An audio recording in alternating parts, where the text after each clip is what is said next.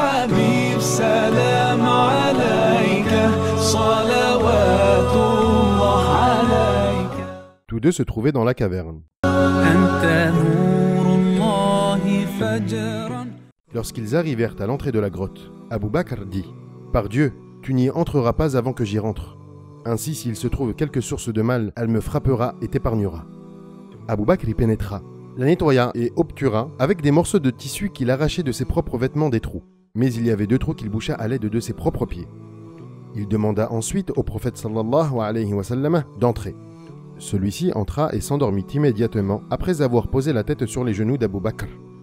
Soudain, l'un des pieds de ce dernier fut piqué par un insecte venimeux. Cela lui fit si mal que ses larmes en vinrent à tomber sur le visage du prophète sallallahu alayhi wa sallam. Le prophète sallallahu alayhi wa sallam appliqua sans tarder un peu de salive sur le pied d'Abu Bakr et la douleur disparut immédiatement. Ils passèrent dans la grotte 3 nuits, celle du vendredi, du samedi et du dimanche. Abdullah ibn Abi Bakr les visitait après le crépuscule. Il demeurait dans la grotte toute la nuit, les informait de l'évolution de la situation à la Mecque, et l'aube venue, il les quittait pour se mêler aux autres Mécois, comme de coutume, afin de ne pas attirer l'attention sur ses activités clandestines. Amir ibn Fuhayra, l'affranchi d'Abu Bakr, faisait paître son troupeau durant la journée, et les rejoignait la nuit tombée. Ainsi le prophète sallallahu alayhi wa sallam et son compagnon pouvaient avoir du lait, et les traces laissées par Abdullah ibn Abi Bakr étaient effacées par les pas du troupeau. Les Qurayshites, de leur côté, étaient déconcertés et exaspérés par cette évasion. Ils amenèrent Ali près de la Kaaba, le frappèrent rudement et l'enfermèrent pendant quelque temps, tentant désespérément de lui faire révéler le secret de la disparition des 2 fugitifs. Mais en vain. Ils allèrent ensuite trouver Asma, la fille d'Abu Bakr, mais là aussi ils n'eurent aucun succès. Abu Jahl la gifla si fort qu'elle perdit sa boucle d'oreille. Les notables mécois se réunirent alors une nouvelle fois en session extraordinaire, afin de convenir de la conduite à tenir et d'examiner tous les moyens possibles qui permettraient d'arrêter les 2 hommes. Ils décidèrent de bloquer toutes les pistes qui menaient à l'extérieur de la cité et firent établir une surveillance armée. Une récompense de 100 chameaux fut promise à qui ramènerait mort ou vif soit Abu Bakr, soit le prophète sallallahu alayhi wa sallam.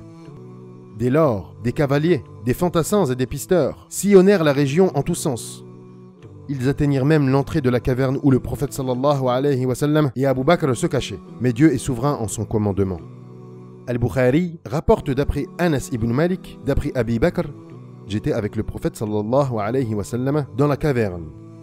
Comme j'avais vu des traces des associants, je lui dis « Oh, envoyé de Dieu, si l'un d'eux avançait d'un pas, il nous verrait. » « Que penses-tu » répondit-il, « de 2 hommes dont Dieu est le 3e. » Abu Bakr n'avait pas peur pour sa vie. Il s'attrista en voyant les pisteurs. Il craignait pour la vie de l'envoyé de Dieu sallallahu alayhi wa sallam.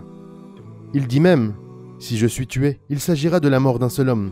Mais si tu es tué, la communauté sera perdue. » C'est à ce moment que l'envoyé de Dieu sallallahu alayhi wa sallam lui dit « Ne t'afflige pas, Dieu est avec nous. » Ce fut un véritable miracle divin, car les poursuivants s'en retournèrent alors que plus rien ne les séparait de la caverne.